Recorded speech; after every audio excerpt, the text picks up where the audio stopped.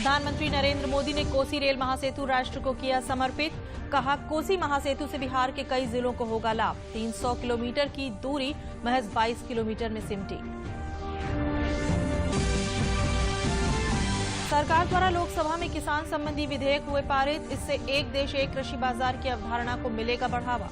किसानों के कारोबार के अवसर भी बढ़ेंगे।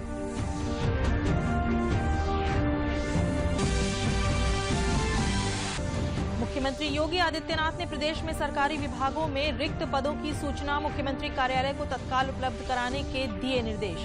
कहा, पारदर्शी तरीके से होगी भर्ती।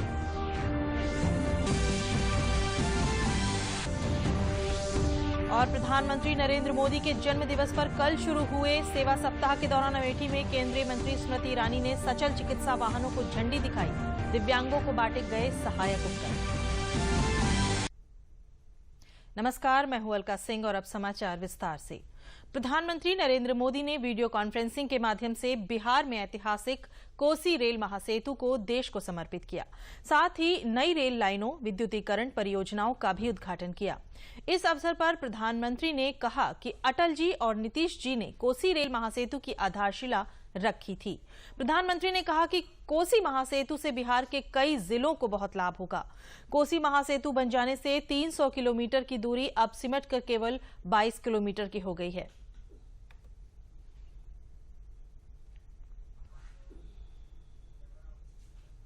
कोसी महासेतु की हर तरफ किऊल नदी पर नई रेल इलेक्ट्रॉनिक इंटरलॉकिंग की सुविधा शुरू होने से इस पूरे रूट पर सुविधा और रफ्तार दोनों बढ़ने वाली है।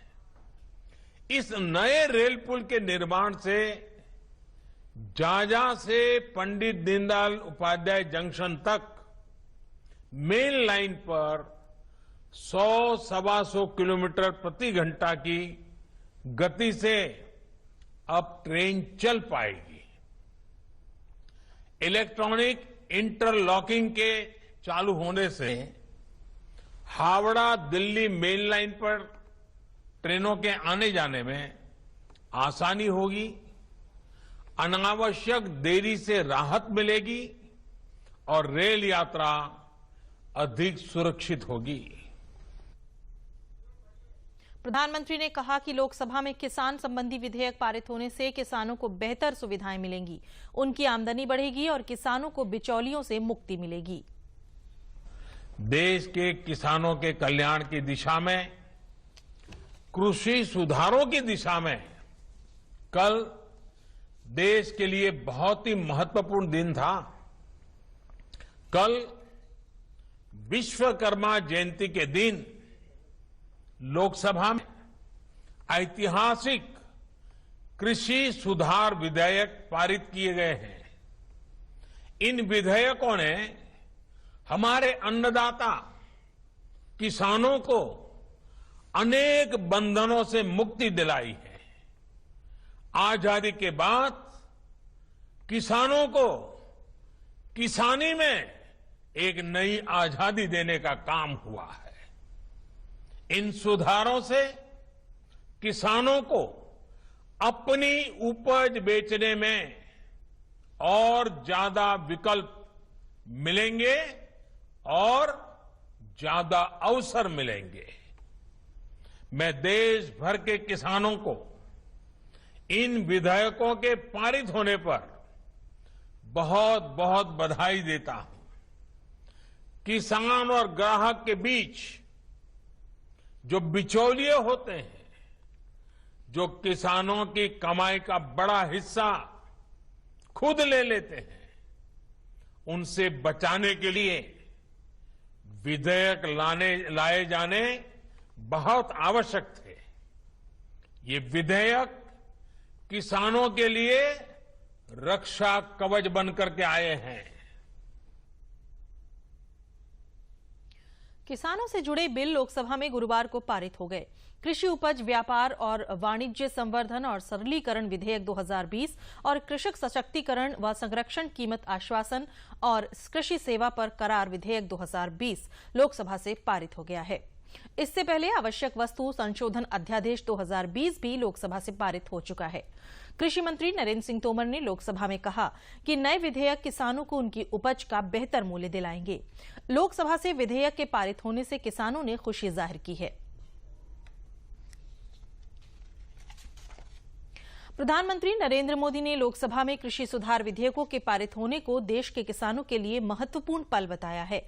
उन्होंने ट्वीट करके कहा कि लोकसभा में ऐतिहासिक कृषि सुधार विधेयकों का पारित होना देश के किसानों और कृषि क्षेत्र के लिए एक महत्वपूर्ण क्षण है। ये विधेयक सही मायने में किसानों को बिचौलियों और तमाम अवरोधों से मुक्त करेंगे। प्रधानमंत्री ने कहा कि इस सुधार के जरिए किसानों को अपनी उपज बेचने के नए रास्ते मिलेंगे। ट्वीट के माध्यम से उन्होंने कहा कि इस कृषि सुधार से किसानों को अपनी उपज बेचने के लिए नए नए अवसर मिलेंगे, जिससे उनका मुनाफा बढ़ेगा। इससे हमारे कृषि क्षेत्र को जहां आधुनिक टेक्नोलॉजी का लाभ मिलेगा, वहीं अन्नदाता सशक्त होंगे। प्रधानमंत्री ने किसानों को आश्वस्त किया कि एमएसपी और सरकारी खरीद की व्यवस्था बनी रहेगी। ट्वीट के माध्यम से दिए गए संदेश में कहा, किसानों को भ्रमित करने में बहुत सारी शक्तियां लगी हुई हैं। मैं अपने किसान भाइयों और बहनों को आश्वस्त करता हूं कि एमएसपी और सरकारी खरीद की व्यवस्था बनी रहेगी। ये विधेयक वास्तव में किसानों को कई और विकल्प प्रदान कर उन्हें सही मायने में सशक्त करने वाला है। कृषि सुधार विधेयकों को पारित होने पर केंद्रीय सूचना और प्रसारण मंत्री प्रकाश जावड़ेकर ने कहा कि किसान मोदी जी के पक्ष में खड़ा है, क्योंकि मोदी जी ने हमेशा किसानों का हित किया है और उनका मोदी जी पर भरोसा है।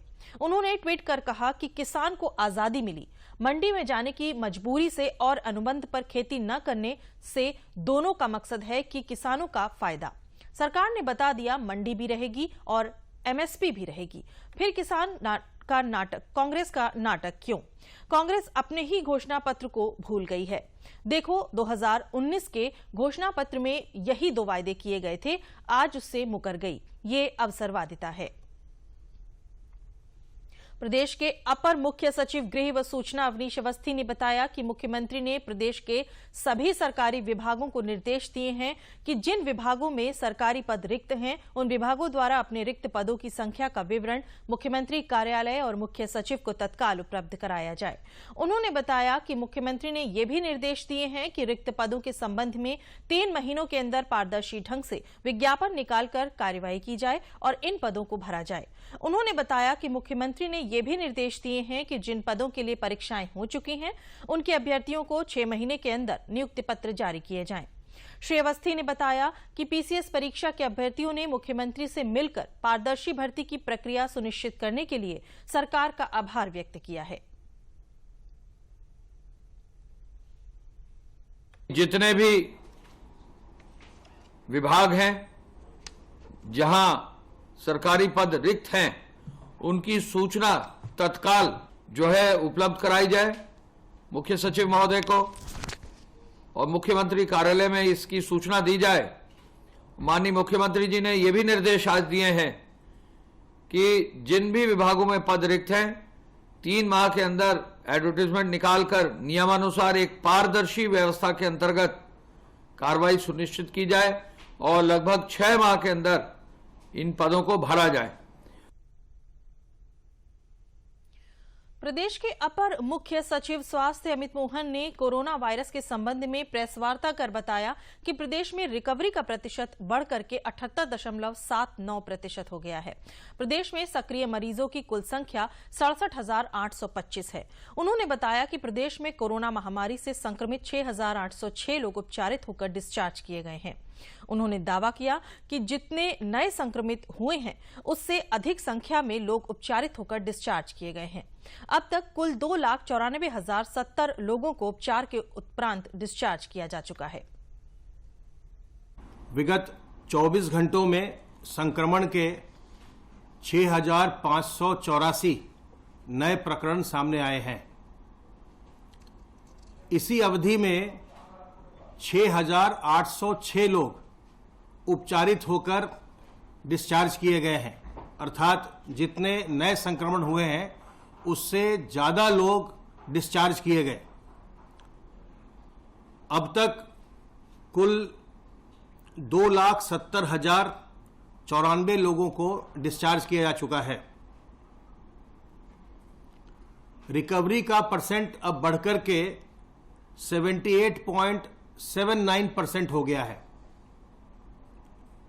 इस समय प्रदेश में एक्टिव इन्फेक्शन के केसेस की कुल संख्या 67,825 है और संक्रमित व्यक्तियों में से अब तक कुल 4,869 व्यक्तियों की मृत्यु हुई है। कोरोना के खिलाफ सरकार के सख्त कदमों की मदद से बेहतर नतीजे सामने आ रहे हैं। स्वास्थ्य और परिवार कल्याण मंत्रालय के मुताबिक देश में कोरोना वायरस महामारी से संक्रमित लोगों से अब तक 41,12,000 से ज्यादा मरीज स्वस्थ हो चुके हैं। पिछले 24 घंटों में 87,472 कोरोना मरीज ठीक हुए हैं, जिसके बाद देश में रिकवरी रेट बढ़कर 78.86% हो गया है। देश में कोविड से मृत्यु दर घटकर 1.62% रह गई है, जो विश्व में सबसे कम दर वाले देशों में शामिल है। पुलिस महानिरीक्षक कानून और व्यवस्था ज्योति नारायण ने आज लखनऊ में पत्रकारों को बताया कि पुलिस महानिदेशक के निर्देशों के अनुपालन में प्रदेश में 1 महीने का विशेष अभियान चलाया गया, जिसमें अब तक 239 रजिस्टर्ड गैंग के खिलाफ और गैंगस्टर एक्ट में 589 लोगों के खिलाफ पुलिस कार्रवाई की गई है। उन्होंने बताया कि अब तक 700 लोग गिरफ्तार किए गए हैं और 151 अभियुक्तों के खिलाफ गुंडा एक्ट, 240 अभियुक्तों के खिलाफ अन्य अधिनियमों और 1 के खिलाफ राष्ट्रीय सुरक्षा कानून के तहत पुलिस ने कार्रवाई की है।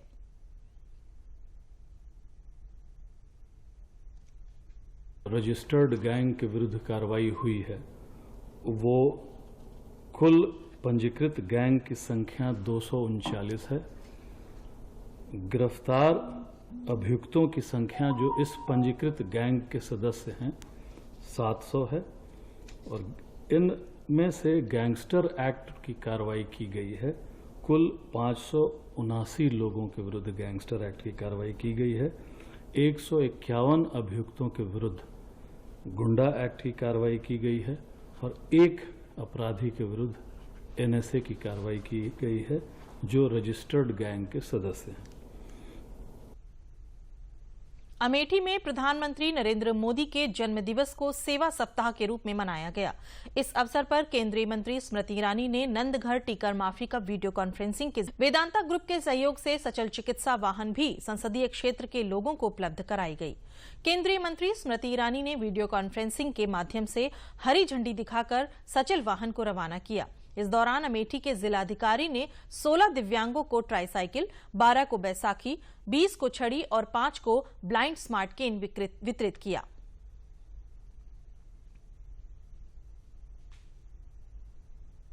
यशस्वी प्रधानमंत्री श्री नरेंद्र मोदी जी के जन्मदिन के अवसर पर उनके दीर्घायु होने की कामना कर रहा हूं और ऐसे में प्रधानमंत्री जी का मात्र ध्येय इतना कि हम दूर सुदूर इलाकों तक डिजिटल इंटरवेंशन के माध्यम से जन सेवा में अपने आप को समर्पित करें।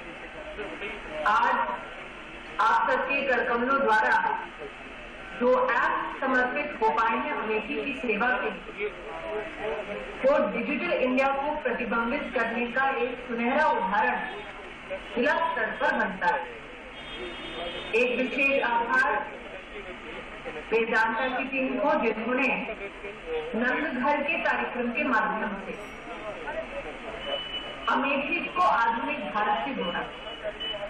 साथ ही आज स्वास्थ्य की सेवाओं को नंदघर के माध्यम से सशक्त करके महिला और बच्चों के स्वास्थ्य की दृष्टि से जो योगदान वेदांता परिवार ने दिया है, उसके लिए मैं सदैव आभारी हूँ। प्रधानमंत्री नरेंद्र मोदी के नेतृत्व में सरकार बनने के बाद देश में कृषि और एमएसएमई सेक्टर लगातार सशक्त हो रहे हैं। किसानों के लिए तमाम योजनाएं चलाकर उन्हें मजबूत करने का काम किया जा रहा है। कल लोकसभा में कृषि सुधार से संबंधित ऐतिहासिक विधेयक पास हुए। प्रधानमंत्री ने कहा कि इससे किसानों को बिचौलियों से मुक्ति मिलेगी और उनकी उपज का सही मूल्य मिलेगा। और एमएसएमई सेक्टर का बड़ा योगदान है।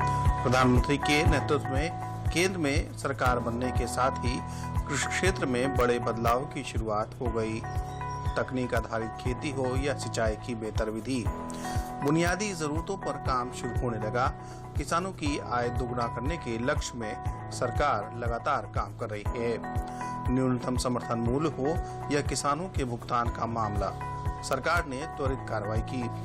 कृषि सुधार से संबंधित ऐतिहासिक विधेयकों का कल लोकसभा में पारित होना किसानों के सशक्तिकरण की दिशा में सरकार का बड़ा फैसला है। इससे किसानों को बिचौलियों से मुक्ति मिलेगी, साथ ही साथ उनकी उपज का अच्छा मूल्य भी मिलेगा। मैं देश भर के किसानों को इन विधेयकों के पारित होने पर बहुत बहुत बधाई देता हूं। किसान और ग्राहक के बीच जो बिचौलिए होते हैं, जो किसानों की कमाई का बड़ा हिस्सा खुद ले लेते हैं, उनसे बचाने के लिए विधेयक लाए जाने बहुत आवश्यक थे। ये विधेयक किसानों के लिए रक्षा कवच बनकर के आए हैं। लेकिन कुछ लोग, जो लोग दशकों तक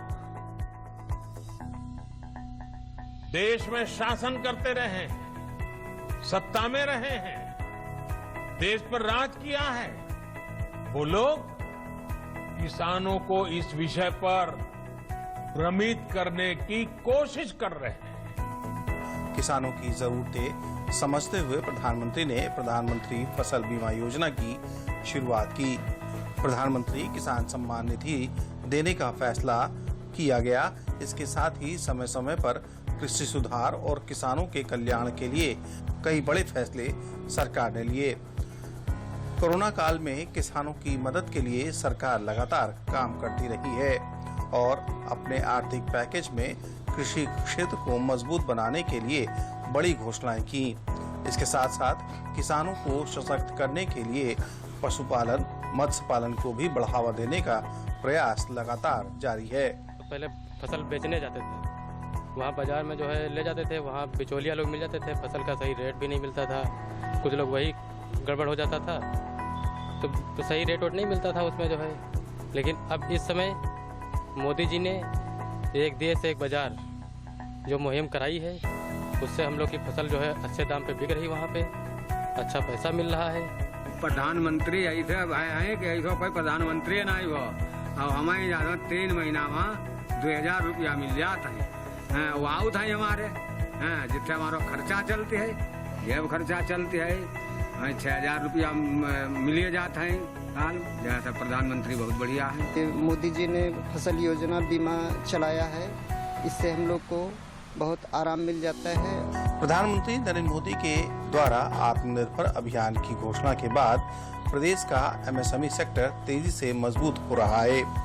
वैश्विक महामारी कोविड-19 के दौरान सूक्ष्म, लघु और मध्यम उद्योगों को प्रोत्साहित किया जा रहा है। बीते कुछ दिनों में प्रदेश में एमएसएमई सेक्टर को 22,914 करोड़ रुपए का ऋण वितरित किया गया। इस वित्तीय सहयोग के परिणाम स्वरूप प्रदेश की आर्थिक जीवन रेखा सशक्त हो रही है। इन औद्योगिक इकाइयों का संचालन जीडीपी में महत्वपूर्ण भूमिका अदा करेगा। प्रदेश में 14 मई को पहली बार ऑनलाइन मेला आयोजित किया गया। अब तक 8 लाख से ज्यादा एमएसएमई इकाइयों को ऋण दिया जा चुका है। भारत सरकार द्वारा घोषित आत्मनिर्भर पैकेज के तहत 4 लाख से ज्यादा पुरानी औद्योगिक इकाइयों को भी लोन दिया गया। इसके कारण प्रदेश में 17 लाख से अधिक रोजगार सृजन हुए। देश के एमएसएमई में काम करने वाले करोड़ों साथियों को लाभ हो, इसके लिए 200 करोड़ रुपए तक की सरकारी खरीद में ग्लोबल टेंडर्स को खत्म कर दिया गया है। इससे हमारे छोटे उद्योगों को ज्यादा अवसर मिलेगा। एक तरह से आत्मनिर्भर भारत पैकेज एमएसएमई सेक्टर के इंजन के लिए फ्यूल का काम करने वाला है। कृषि और एमएसएमई सेक्टर को बढ़ावा देना देश के विकास के लिए अत्यंत आवश्यक है। इसी को ध्यान में रखते हुए सरकार के द्वारा उठाए गए कदम आत्मनिर्भर भारत की परिकल्पना को साकार करते हैं। Bureau report, DD news, Lucknow. प्रधानमंत्री के आपदा को अवसर में बदलने के आह्वान को बरेली के गर्वित अग्रवाल ने साकार किया है। गर्वित अग्रवाल एक सैलून चलाते थे, पर कोरोना संकट में संक्रमण के दौरान लोगों ने सैलून पर आना कम कर दिया और उनका कारोबार बंद होने की कगार पर आ गया। उन्होंने शिल्पी गुप्ता के साथ ग्राहकों के लिए नॉन फैब्रिक गाउन, एप्रन और सैलून में प्रयोग होने वाली अलग अलग किट तैयार करने का काम शुरू किया है। गर्वित ने इस काम के लिए अपने सैलून में ही छोटा सा कारखाना शुरू किया है। वहां से वे अपने 2 सहयोगियों के साथ माल तैयार करते हैं और दूसरे सैलूनों में बिक्री के लिए भेजते हैं। गर्वित और शिल्पी के तैयार किए गए सैलून में प्रयोग होने वाले डिस्पोजेबल सामानों की बाजार में काफी मांग है और इनसे संक्रमण का खतरा नहीं होता है। लॉकडाउन खुलने के बाद से इनके बनाए सामान की मांग बरेली के साथ साथ अलीगढ़, पीलीभीत, शाहजहांपुर जिलों में काफी बढ़ी है। अपनी सोच से आपदा को अवसर में बदलने वाले गर्वित और शिल्पी कहते हैं कि वो प्रधानमंत्री नरेंद्र मोदी से काफी प्रभावित हैं।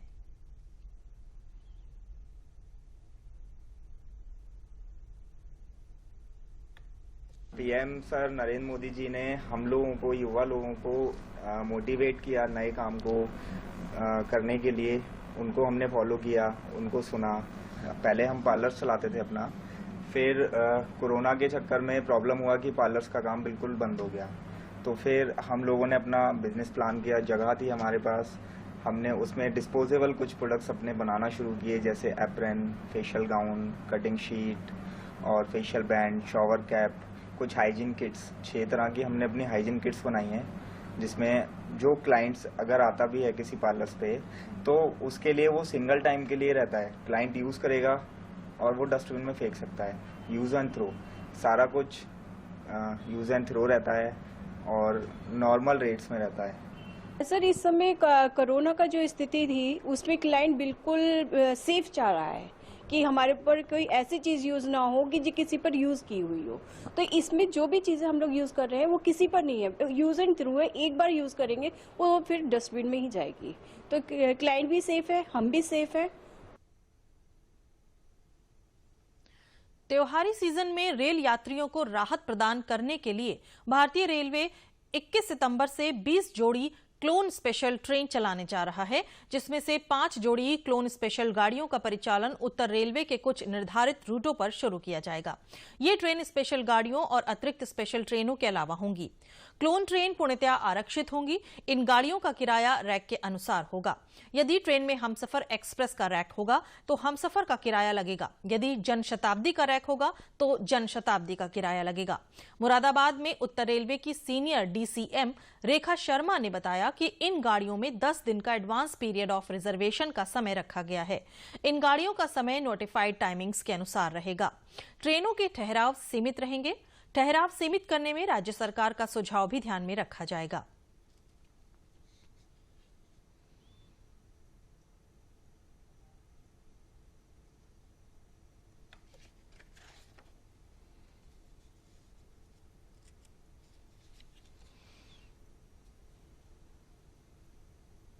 देखिए, यात्रियों को सबसे पहली राहत ये मिलेगी, वो जहाँ जहाँ फंसे हुए हैं, अपने निजी जरूरत के काम से बाहर जाना चाहते हैं, वो उन ट्रेनों में आरक्षण करा करके अपने स्थान पर जरूरी काम से जा सकते हैं। क्योंकि कोरोना काल में जनरल ट्रेनें बंद हैं और रिजर्वेशन करा करके सोशल डिस्टेंसिंग का पालन करते हुए वो अपने अपने स्थान पर आराम से जा सकते हैं। बहुत राहत मिलेगी। सबसे बड़ी राहत ये है, उनको बाकायदा सीट मिलेगी, कन्फर्म सीट मिलेगी।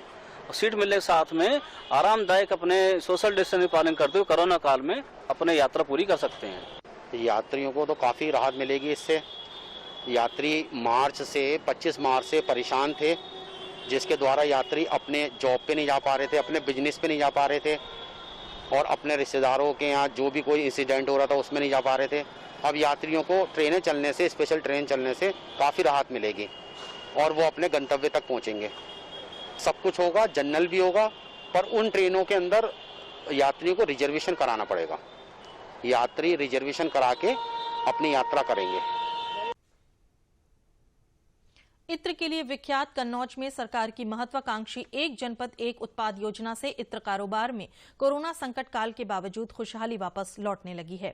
जिले में इत्र व्यापार की स्थिति पहले जैसी हो गई है। जिले के इत्र कारोबारी और सरकारी योजना से लाभान्वित इत्र कारोबारियों ने बताया कि कोरोना महामारी के कारण लगे लॉकडाउन में इत्र कारोबार पूरी तरह से ठप हो गया था, लेकिन अब लॉकडाउन खुलने के बाद इत्र का निर्यात भी शुरू हो गया है।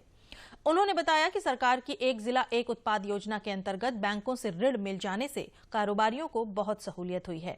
कन्नौज में इत्र व्यापार फिर से शुरू हो जाने पर फूलों की खेती करने वाले किसान भी अपने फूलों को बेचकर खुशहाल महसूस कर रहे हैं।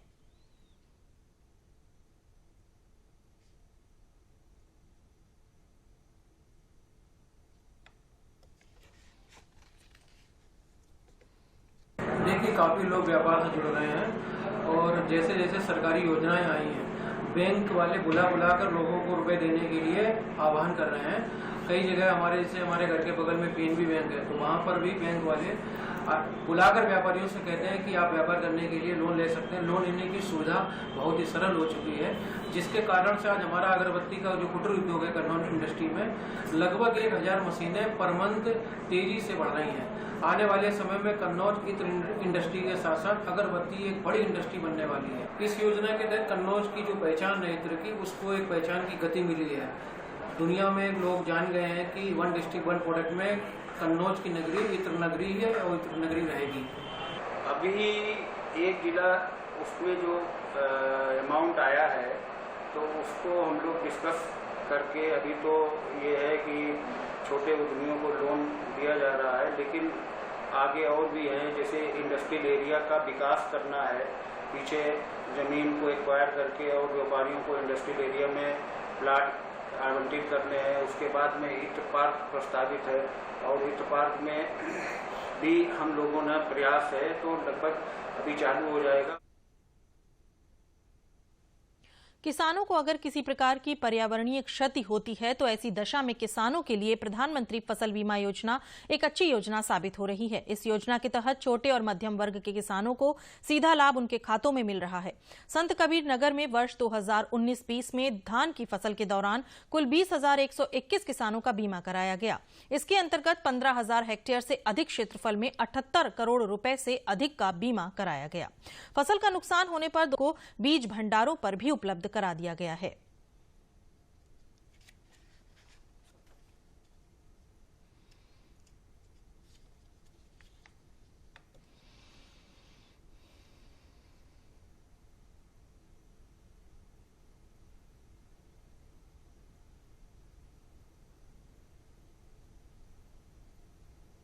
हमको प्रधानमंत्री द्वारा बीमा योजना का लाभ मिला है, क्योंकि हमारी फसल पूरी तरह से बर्बाद हो गई। हम किसानों के लिए, छोटे किसानों के लिए बहुत बढ़िया, जो बहुत अच्छी व्यवस्था प्रधानमंत्री जी ने किया है। प्रधानमंत्री बीमा फसल जो है ये लागू हुआ है, जिससे हम छोटे किसानों को 6,041 रुपया हमको मिले हैं। जो दिसंबर में हम लोगों का गेहूं बर्बाद हो गया था, वह प्रधानमंत्री जी हमको बहुत किसानों को लाभ दिए हैं। किसान भाइयों की फसल को क्षतिपूर्ति अगर किसी प्रकार के पर्यावरणीय दशा खराब होने के कारण होती है तो उसके लिए प्रधानमंत्री फसल बीमा योजना नामक योजना है, और ये गत वर्ष भी हमारे जनपद में संचालित थी। गत वर्ष धान की फसल में 298 किसान को करीब 30 लाख रुपए का मुआवजा हम लोगों ने दिलाया था। इस बार हमारे जिले में लगभग 29,667 किसान इस योजना में आच्छादित हुए हैं, और हमारे पास अब तक लगभग 188 किसानों ने अपने फसल की क्षति, बाढ़ के पानी या अन्य प्रकार के जल भराव के कारण आवेदन दिया है, जिसको हमने बीमा कंपनी को अग्रसारित कर दिया है।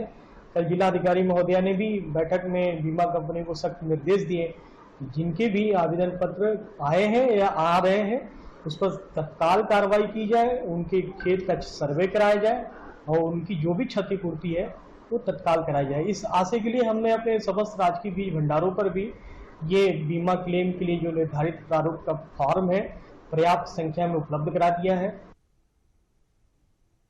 इसी के साथ समाचार समाप्त हुए। नमस्कार।